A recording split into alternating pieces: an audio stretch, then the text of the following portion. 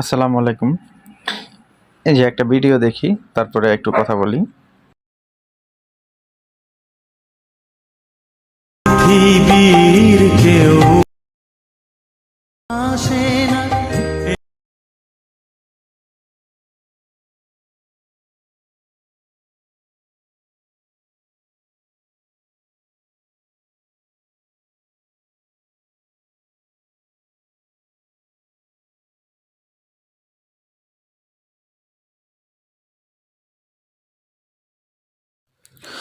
আপনারা যে ভিডিওটা দেখলেন এটা শুধু একটা ভিডিও না, এই ভিডিওটা হচ্ছে একটা জাতির পুরা চিত্র।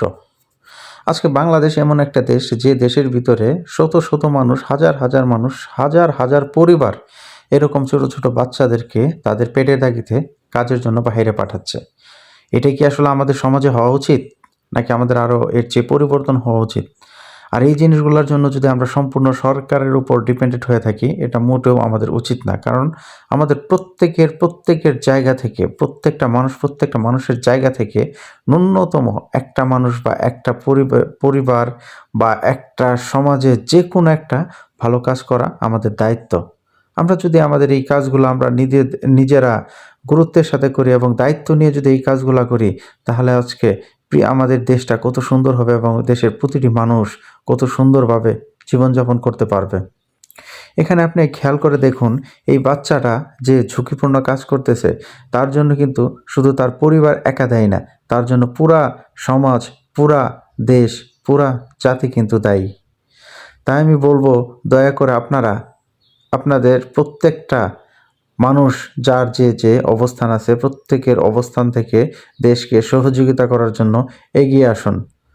যদি আপনারা দেশকে সহযোগিতা করার জন্য এগিয়ে আসেন, তাহলে একটা সময় আমাদের সুন্দর একটা দেশ হবে এবং বসবাসের জন্য সুন্দর একটা পরবর্তী প্রজন্ম অবস্থান পাবে। আমরা যদি আমাদের অবস্থানগুলা থেকে যদি এই দেশকে সহযোগিতা না করি, আমাদের অবস্থান থেকে আমরা যদি এই দেশটাকে ভালো না বাসি, পরিবার পরিজনকেই যদি শুধু ভালোবাসি এবং আশেপাশের মানুষ, সমাজ বা অন্যান্য লোককে যদি আমরা ভালোবাসা না দিতে পারি বা ভালো কাজের মাধ্যমে যদি তাদেরকে এই সামাজিক অবক্ষয়গুলা থেকে যদি বের হয়ে না আসতে পারি, তাহলে একটা সময় দেখা যাবে যে আমাদের দ্বিতীয় প্রজন্ম বা তৃতীয় প্রজন্মর জন্য ভয়াবহ একটা দেশ অবস্থান করতেছে, যা আসলে আমরা কল্পনাও করতে পারতেছি না।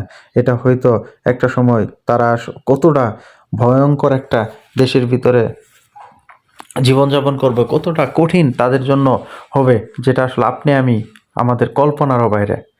কারণ এই সন্তানগুলো, এই বাচ্চাগুলো একটা সময় বেকারের যন্ত্রণায়, এর ক্ষুধার যন্ত্রণায় বেকার হয়ে থাকবে। এরাই সামাজিক অপকর্ম করবে, এরাই সমাজের ভিতরে নানা রকম অপকর্ম আস্তে আস্তে ছড়াবে। এরকম একজন, দুইজন, পাঁচজন, 10 জন, 20 জন, 50 জন, 100, এইভাবে আস্তে আস্তে সারা দেশটার ভিতরে অপরাধ আর অপরাধ হবে। আপনি আমি ঠিকমতো বসবাস করতে পারবো না। আর সারা পৃথিবী থেকে নিউজ হবে, পৃথিবী এশিয়া মহাদেশের সবচেয়ে খারাপ একটা দেশ, সেই দেশের নাম হচ্ছে বাংলাদেশ। আসলে এটাই কি আমাদের হওয়া উচিত ছিল?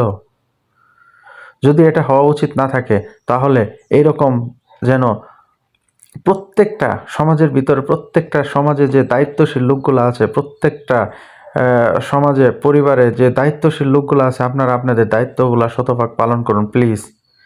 কারণ আপনারা দেশের সরকারের আশায় থাকেন না, আপনারা সোসাইটি থেকে সহযোগিতা করেন। সোসাইটি থেকে না পারেন, আপনারা 10 জন মিলে করেন। কারণ আমাদের একটা সুন্দর একটা ভবিষ্যৎ প্রজন্মের জন্য একটা সুন্দর একটা দেশ রেখে যাওয়া আমাদের প্রত্যেকেরই কর্তব্য এবং প্রত্যেকেরই দায়িত্ব।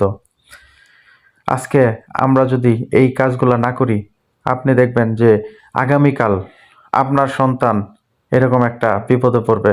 আপনার সন্তান না পড়লে আপনার নাতি নিশ্চিত পড়বে, কারণ তাদের জন্য ভয়ঙ্কর একটা দেশ অবস্থান করতেছে।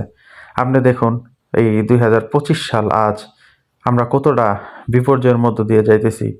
আস্তে আস্তে প্রত্যেকটা দেশের, পৃথিবীর ভিতরে প্রত্যেকটা দেশের পাসপোর্টের ডিমান্ড বাড়ে আর আমাদের পাসপোর্টের ডিমান্ড কমতেছে। মানুষের টাকার ডিমান্ড বাড়ে আর আমাদের টাকার ডিমান্ড কমতেছে।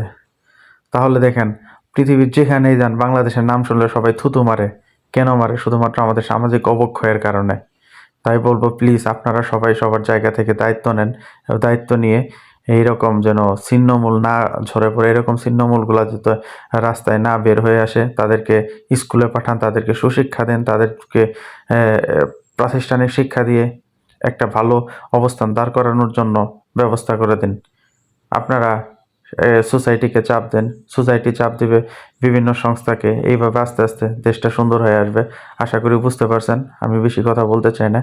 তাই আমি যেটুকু মানে এই ভিডিওটা দেখে আমার খারাপ লাগলো, তাই আমি এটুকু বললাম। ধন্যবাদ সবাইকে, ভালো থাকবেন। আসসালামু আলাইকুম। আর যদি আমি ভুল কথা বলে থাকি তাহলে আমাকে কমেন্টে জানাবেন, আমি সংশোধন করার চেষ্টা করব।